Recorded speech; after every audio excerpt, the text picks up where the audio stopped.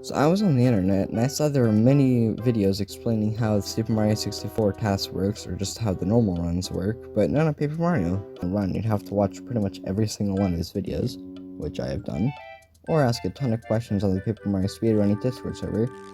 That's why I'm making this video, so you don't have to. But before we get into the run, I'm writing the script with the mindset that you know how Paper Mario works on a basic level, i.e. played the game or watched someone play it. But with that said, let's get into the run. Also spoilers.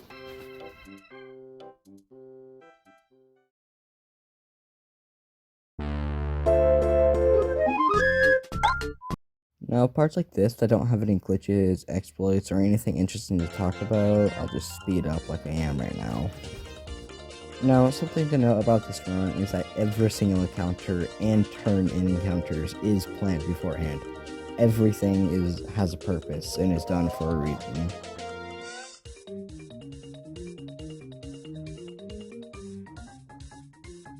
Now, throughout the run, you'll see things like this. The reason this spin was cancelled was due to weird hitboxes cancelling it, which is faster as you spend less time not spinning compared to just jumping to cancel the spin.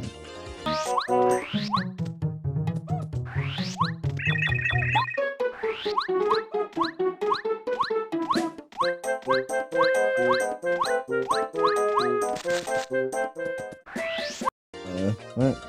Honestly. So this glitch was known as LZS or loading zone storage. This is possible because whenever you enter a loading zone, if you jump on it and then press A at the exact frame you touch the ground, you can delay it as long as the analog stick is neutral. So if you jump on it, make sure the stick is neutral, press A, hold left, let go of left, press A the exact frame, touch the ground. Repeatedly, you can delay the loading zone and enter the loading zone from a different area. Which, if you do this into a cutscene, like the hammer collecting cutscene, then it skips the cutscene as you exit the room, but you still collected the hammer. Which doing this skips the entire hammer collecting cutscene and Junior Trooper fight, and all the dialogue, which saves a ton of time, so that's why it's done. And also remember LZS as it's very important. Now, if you know what Goombario skip is, you might be wondering why he doesn't do it. But in case you don't know, you can LZS to fall out of bounds and skip this cutscene. But doing this, you don't get Goombario, which helps with damage in fights later. And also you don't get the power jump badge, which does extra damage. So even though skipping him is faster, it doesn't save time, as getting the power jump and extra Goombario helps with battles later.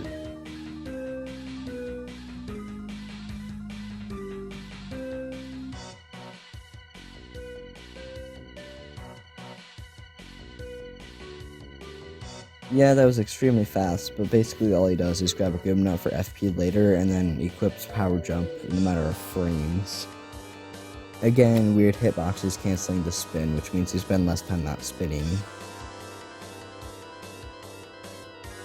This fight is ended using the Fire Flower to kill both of them at the same time, as if you don't, the other will have a quick cutscene where they start crying as their friend died, which wastes time, but killing them on the same turn makes sure that doesn't happen.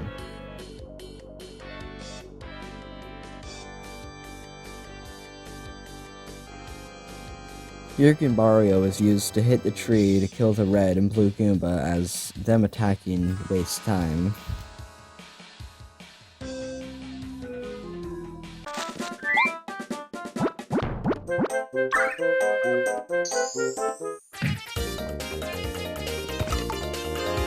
Here, some sort of glitch is used to re-encounter Goomba King, A for XP, and also to quickly end the cutscene that happens after the fight. You'll see in a second.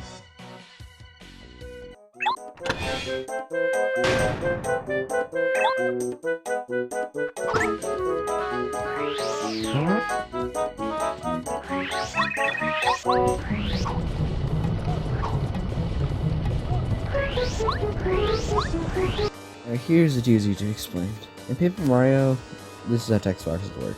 The game will say, there are 3 text boxes, so when 1 text box is closed, play animation 2, and when 3 are closed, allow movement, instead of just saying when text box 53 closes, allow movement. So, just like a lot of things in this game, when playing casually, this doesn't matter at all, but when using glitches, it allows some pretty fun things like what you see here. And here, the room is unloaded and loaded to save time. by skipping the dialogue that happens later if you don't do it, as just like with the hammer or LZS trick you saw earlier, it flags the cutscene as already happened if you leave the room and re-enter it.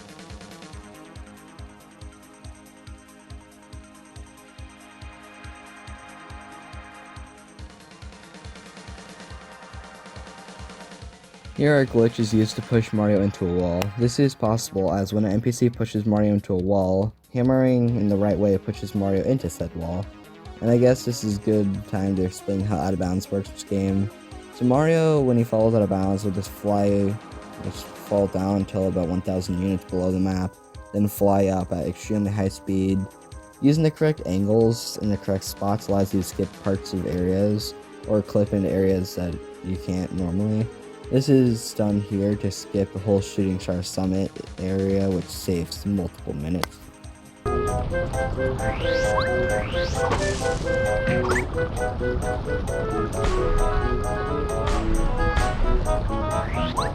Here, LCS isn't used because you would have to fall out of bounds, which requires over 12 frame perfect jumps. Then you would have to walk on the seam and fall, which is much slower than just hitting the button in the first place. Here, LZS is done as it skips obtaining Cooper to get the bridge to spawn. It's simple, just fly from one loading zone to the next, and that's basically how you explain it.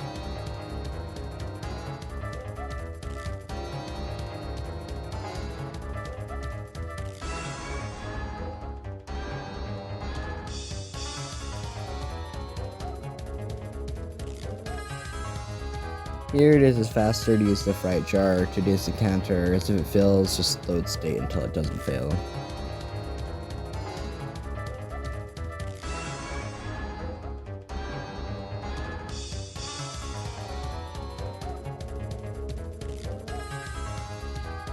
Now the reason he spins over there and doesn't just hug the doors for style points, as you have to wait for the key to fall to enter the door in the first place. And just style points, basically. Ladies and gents, this is Staircase Skip, the easiest glitch in the game that can be done by a human. I mean, LCS can be done by a human, but you know what I'm saying. This is done by just going to the top stair, jumping, holding up, and boom, you fell down there. Then I'd be using out of bounds to clip up here to skip a basically big part of the area.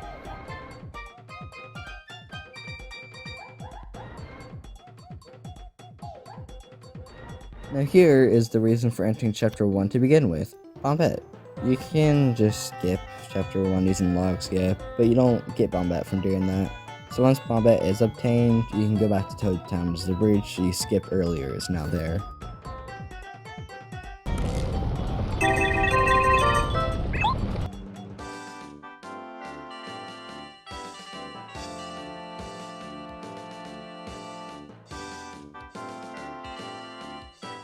Skip takes two forms. One form is easier and I'll show on screen. That's the beginner's method. It's slower, but you can also just do a ton of LZS until your angle is so skewed that when you enter the next room you fall out of bounds. Then just simply warp up past the logs, which the beginner's method is slower, but it's easier to do.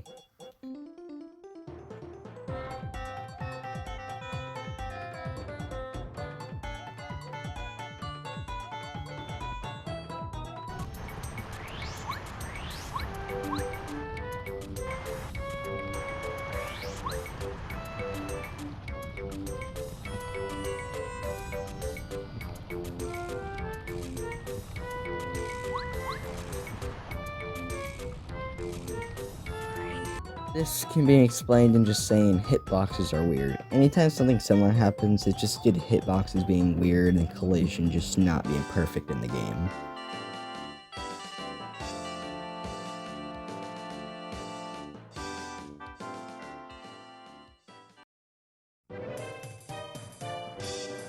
Just some more LZS used to collect this litter without Cooper, as we skipped him earlier.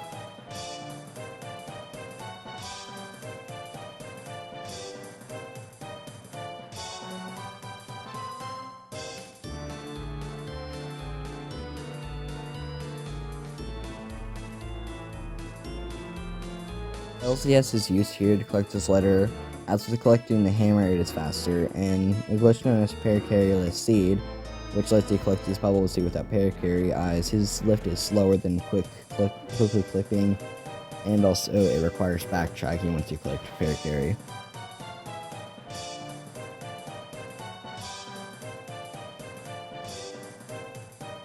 Just some more Whack-A-Bumps are collected as they heal 25 HP and FP, which is a lot, especially for Chapter 2, but we're not using them, we're selling them.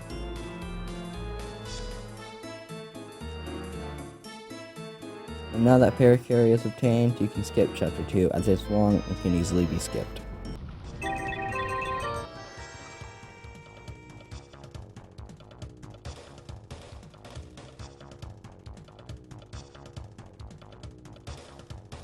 And here, the Whack-A-Bumps get sold for a ton of coins.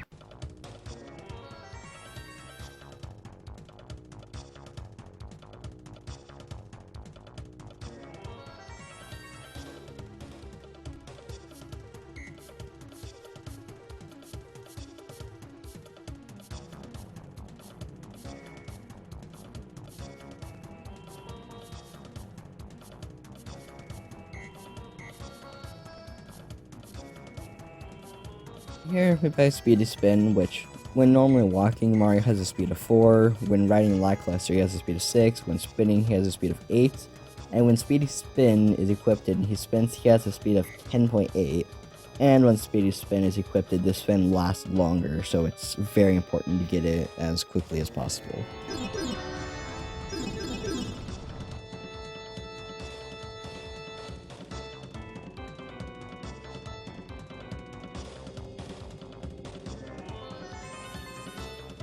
XP and a level up is right here, so that's why he was encountered.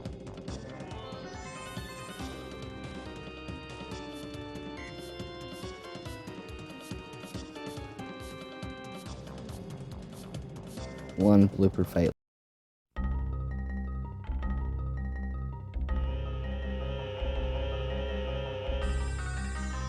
This clip right here is done by just scaling this tree. You go onto the very edge of the scene and then falling out of bounds into the volcano.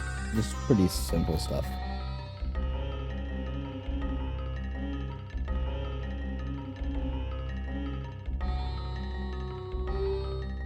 Style points yet again.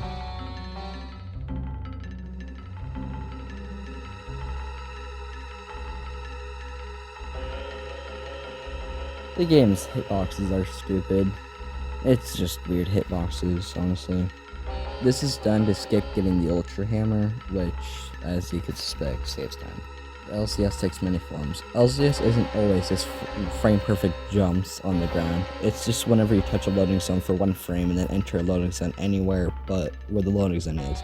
This is most famously done with the beginner's method of log skip, where you hold precise directions to store the loading zone and enter it with a skewed angle. And here, LZS is used by glitchly walking onto it and then falling down and using the bottom of the loading zone. In fact, jumping over the fire bars enough kills them. I honestly didn't even know this until recently when I was watching a different speedrun, but this is used to get coins as you have to wait for that platform anyways.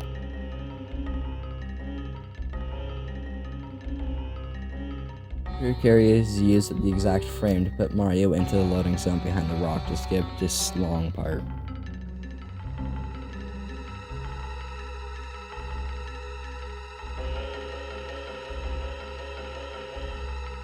Just some more weird hitboxes. Doing this clip here at the very exact spot puts you right past the lava piranha fight and skips it, which is pretty cool. Chapter 5 Peach animation starts and is done how it usually is.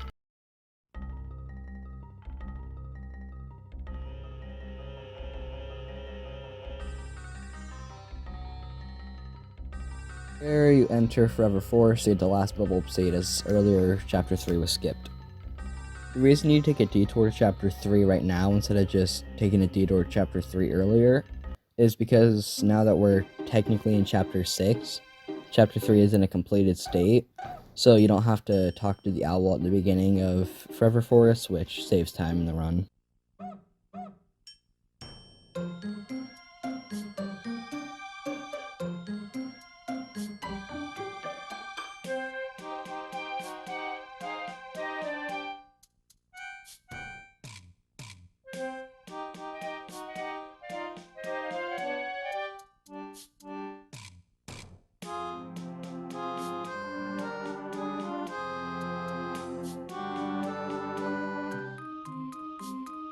And LCS is used to skip getting the barriers like you usually do, and also the reason he was able to scale the dumb tree is because hitboxes are weird. I don't even know why I'm saying this.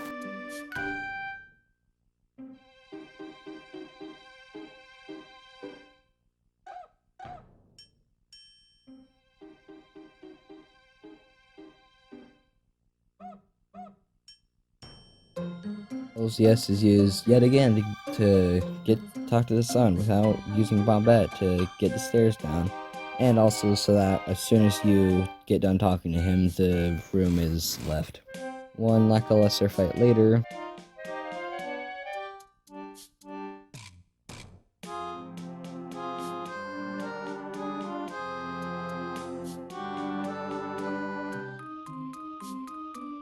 And here we leave. This is because obtaining Lackluster, we can re-enter Chapter 5 and finish it yet again. You'll see the clip in a minute, but this is possible as whenever you complete a chapter, the game just increases the chapter number you're in by 1. Like, when you fight Lava Piranha, it'll take whatever chapter you're in and just add 1, instead of just sending you to Chapter 6. So, what can be done is to finish the fight in Chapter 6, then it'll send you to Chapter 7, and then you just finish Chapter 7 by redoing the fight. This is incredibly useful and saves a ton of time, as Chapter 6 and 7 are pretty long. And also the fact that using the Lackluster clip, you can't plant the seeds and stuff to even reach Huff and Puff, so this is useful anyways. Now you might be asking why we didn't just get Sushi, as you can obtain Sushi and do that. But the glitch, to use Sushi glitch, takes a little bit to set up. Sushi is really slow compared to Mario's speedy spin, and also Lackluster is needed in Bowser's castle, so you have to get him anyways. Lester is used in these lava rooms as he is faster than waiting for the platforms, but he is slower than just spinning on the platforms you don't have to wait for, so he's only used on the platforms you have to wait for.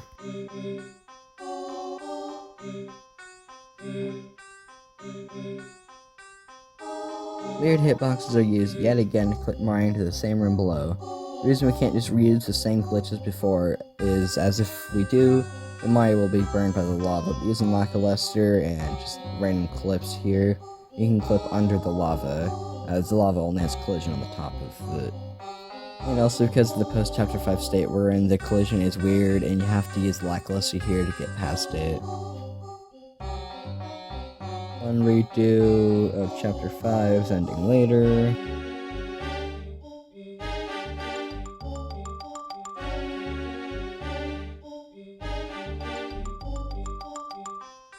Here, you just exit Flower Fields and redo everything that I just said. Pretty simple, you just gotta redo it. I already explained it, so I'm not gonna explain it again.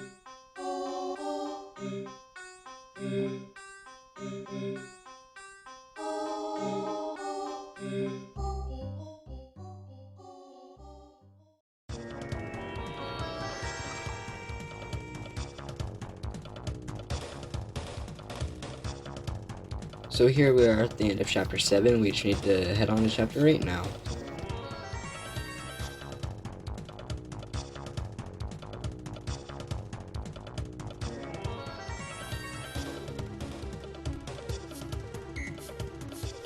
So this glitch is called Clippy. Basically, whenever you're riding Lackluster and you open a menu, the same frame you encounter an enemy, then when you exit the menu, if you swap partners, then when you exit the menu, you'll be walking around like normal, but you will have the hitbox of Lackluster.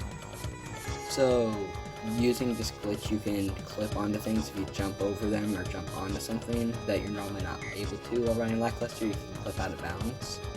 But this can also be used as other glitches if you eat an item, but you eat the item in the menu, but that's relative to what we're doing here. Upgrading Paracarry for later.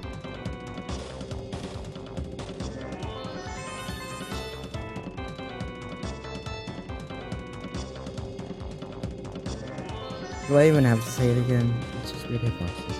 So the reason Toad Town is black is because whenever you're inside a building, the outside world is completely black and it isn't rendered, but the collision is still there to save on RAM.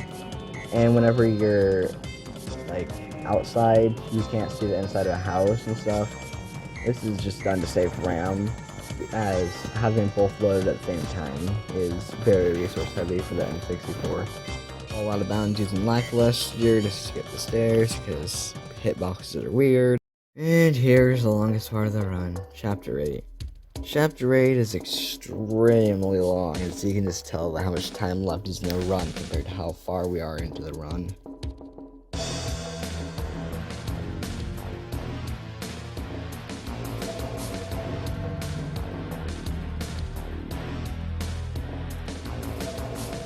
Dumb hitboxes, you don't even have to say, just hitboxes clicking because the collision is dumb in this game.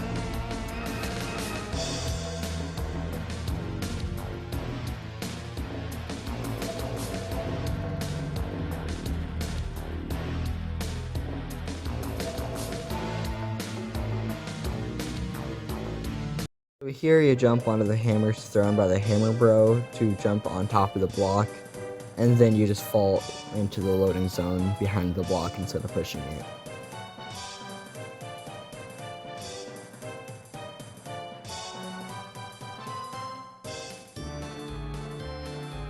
So an item is collected the same frame you open the menu, and then you eat the item, you throw the item away, then pick it up. This is faster than eating the item and then just picking it up.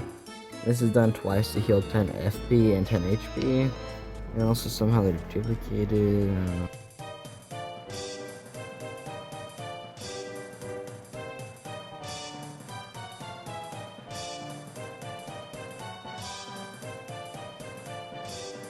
More Chapter 8 being Chapter 8 and just being incredibly long.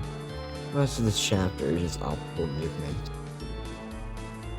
No, in theory, this could be skipped by LZSing and just skipping the encounter, but you can't LZS with a door, so this is impossible.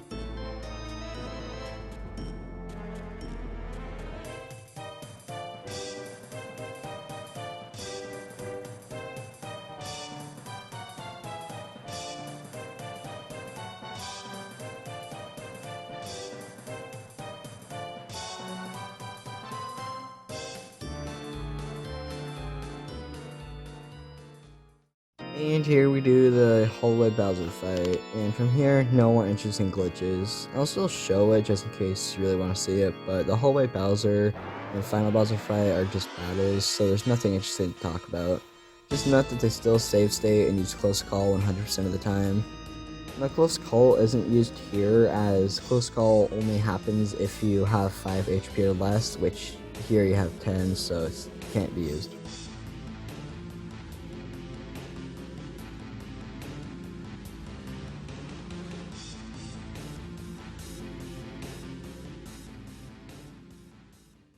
Same as earlier, close calling versus 10 HP or less.